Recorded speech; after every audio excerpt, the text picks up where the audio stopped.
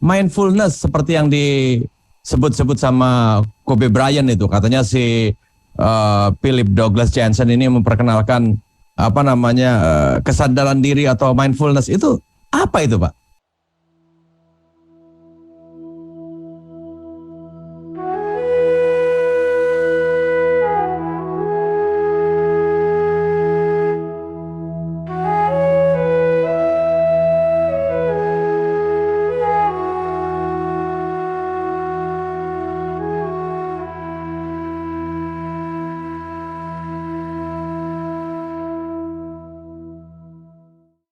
Phil Jackson adalah salah satu pelatih NBA terbesar dalam sejarah bola basket. Tetapi apa kelebihannya? Atau letak kehebatan si Phil Jackson ini?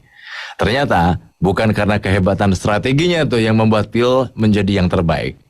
Melainkan kemampuannya dalam menghilangkan ego dan menginspirasi para pemainnya untuk menjadi pemimpin bagi diri mereka sendiri. Itulah yang membuatnya menjadi hebat. Nah, dia ini memperkenalkan spiritualitas permainan atau spirituality of the game dan perhatian penuh atau mindfulness dalam permainan. Nah, bagaimana kita belajar dari pendekatan Phil ini bagi kehidupan profesional kita? Baik, untuk membahas ini sudah bersama kita Dian Martin, Wakil Ketua Dewan Pengawas AMAI. Beliau juga fasilitator dan praktisi meditasi sejak tahun 99 di Anand Ashram. Kemudian beliau juga Ketua Umum Asosiasi Digital Marketing Indonesia @digimind_id. Dan beliau juga pendiri gerakan One Home, One Digital Talent. Morning Talk. Morning Talk. Ya. Halo, selamat pagi Pak Dian. Pagi, Jackie dan Jekon nih ya. Terima kasih. Luar biasa. Pak Dian, saya barusan bilang sama Jackie nih, kami ini paham spiritualitas saja masih bingung ya kan. Apalagi ada istilah spirituality of games, juga ada istilah mindfulness. Apa itu Pak Dian? Spirituality ini tidak istilahnya, dia adalah suatu keutuhan dia. Dia tidak bisa kita bilang ini, oh ini spirituality of the game, ini spirituality of politik, ini spirituality of siapa gitu. Karena spirituality itu adalah sebuah outlook atau cara pandang kita pada kehidupan, yang mana kita tidak hanya melihat materi saja dalam dunia ini, bahwa ada spirit di dalam apapun yang kita lihat. Jadi kita tidak semata-mata melihat tingkat materi yang kita berhubungan ini sehari-hari. Jadi ketika kita bilang spiritual, ketika outlook kita sudah berubah menjadi spiritual, kita mau masuk ke game, kita spiritual. Kita mau masuk ke kesehatan, kita spiritual. Kita mau masuk ke dalam interview, kita juga spiritual. Kira-kira bisnis begitu. Juga begitu? Bisnis juga spiritual. Nah, terus kemudian ada istilah mindfulness seperti yang disebut-sebut sama Kobe Bryant itu. Katanya si Philip Douglas Jensen ini memperkenalkan kesadaran diri atau mindfulness itu apa itu Pak?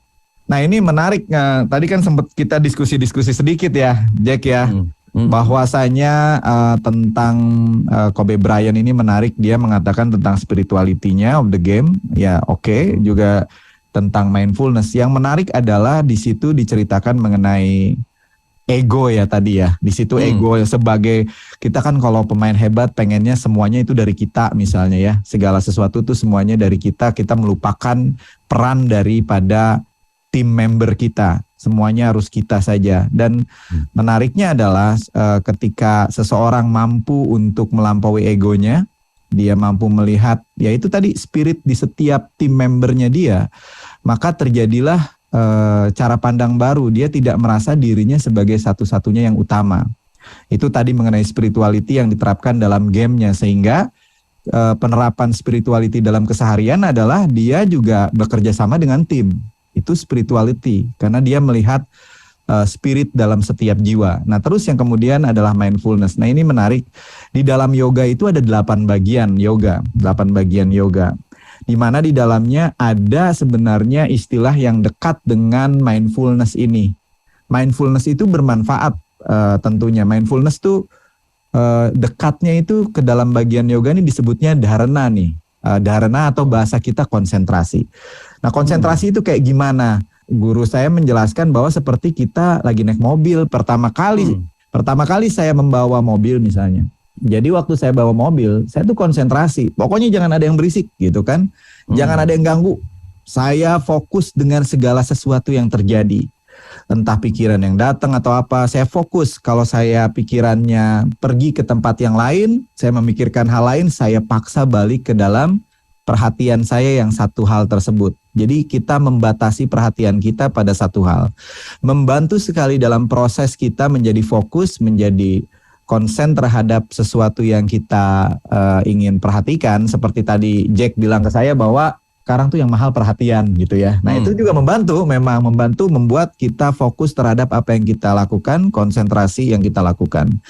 Nah, karena waktu kita mindfulness itu atau konsentrasi yang kita perhatikan adalah pikiran. Sedangkan pikiran ini adalah sumber permasalahan kita sebenarnya. Karena kita tidak bisa membuat pikiran itu selalu positif. Coba aja teman-teman dari pagi nih bilang, saya begini. Saya lihat 24 jam kita tidak mungkin 100% semua positif. Baru keluar rumah sudah ada sesuatu. Ada macet di jalan, kemarin hujan besar barangkali. Udah berubah lagi tuh.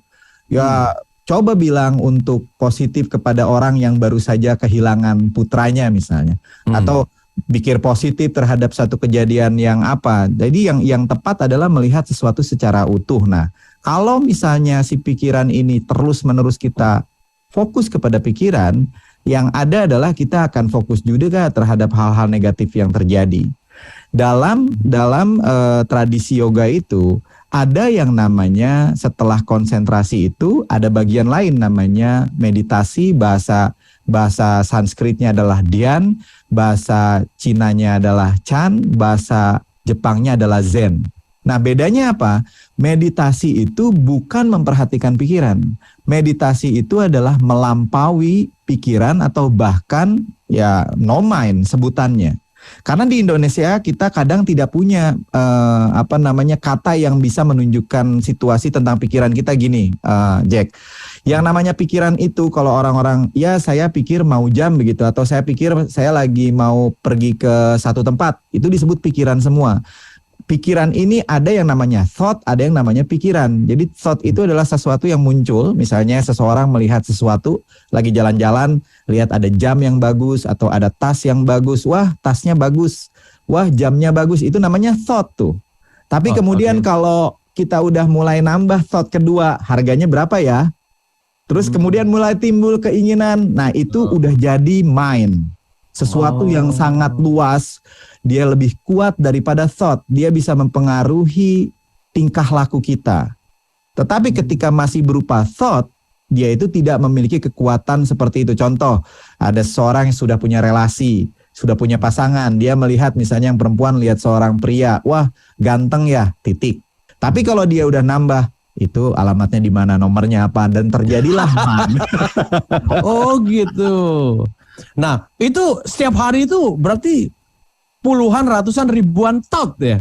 Betul banget ini Jack. Jadi menurut riset kan ada 60.000 kali muncul. Uish, 60.000 kali. Dalam satu hari 60.000 kali thought yang muncul, pikiran yang muncul setiap hari menurut riset adalah seperti itu. Kalau kita hanya fokus atau konsentrasi pada pikiran tersebut, bayangkan satu kali muncul, kedua lagi muncul lagi.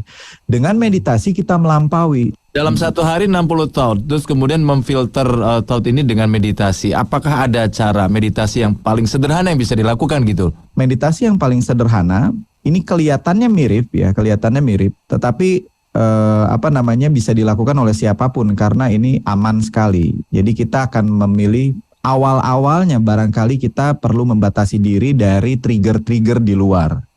Contohnya adalah kita menyiapkan waktu, ada 2 waktu terbaik nih Jack. Yang pertama adalah pagi hari, waktu matahari terbit. Dan kemudian sore hari, waktu matahari terbenam. Kita membatasi diri dulu nih. Pagi hari dan sore hari itu kenapa terbaik? Karena pada saat itu kondisi alam semesta itu dalam kondisi yang tenang. Kalau teman-teman mencoba memperhatikan, barangkali tidak di Jakarta atau di kota besar ya. Karena jam 5 aja udah rame pagi kan. Kalau teman-teman ke desa atau kemana ya di waktu jalan-jalan atau kemana pulang kampung bisa ngelihat di jam awal ketika matahari terbit itu bahkan tumbuh-tumbuhan pun belum bangun. Kelihatan loh sama kita. Oh dia siang begini karena alam itu pada momen-momen tersebut sedang ada peralihan dari dia beristirahat mau dia pun beraktivitas. Jadi kita seperti mengendarai ketenangan alam. Nah kita membatasi diri nih di saat tenang kita meditasi di pagi hari ataupun sore hari. Ngapain kita itu? Nah ngapain kita? Kita mencari satu tempat yang tidak terganggu. Kita bisa menarik napas panjang, perutnya dikembungkan. Buang napas, perut mengempis kembali. Kenapa dimulai dari napas? Karena ketika kita gelisah, ketika kita stres, yang berubah itu bukan cuma pikiran kita, tapi tubuh kita, terutama napas kita. Coba Jack ingat-ingat kalau lagi marah, itu napasnya kan pasti, betul kan? Pasti begitu. Dan orang-orang tua kita zaman dahulu udah bilang kalau lagi marah, nasihat pertama tuh bukan sabar. Sabar setelahnya nih. Nasihat pertama tuh minum air putih, tarik napas panjang. Habis itu baru bisa sabar. Tarik napas. Tarik napas. Tarik napas, Jack. Tenang, Jack. Tarik napas, Jack. Nah, itu. Gitu ya. Tarik napas dulu, baru tenang terjadi, sabar terjadi. Tapi kalau kita lagi napasnya cepet, sabar apa gitu kan? Kita harus diskusi lebih banyak. Tapi tadi ada yang luar biasa. Salah satu yang pertama adalah coba latihan dari nafas dulu. Nafas kudu panjang, kemudian juga tadi ada 2 slot waktu yang bagus di pagi dan sore hari tadi waktu yang tepat gitu ya Pak Dian. Betul. Baik Pak Dian, terima kasih sekali. Oke, sehat-sehat terus Pak Dian. Kita harus sering ketemu Sama-sama. nih. Sehat-sehat terus. Terima kasih Jackie dan Jeko. Sukses terus acaranya. Thank you semuanya. Morning Talk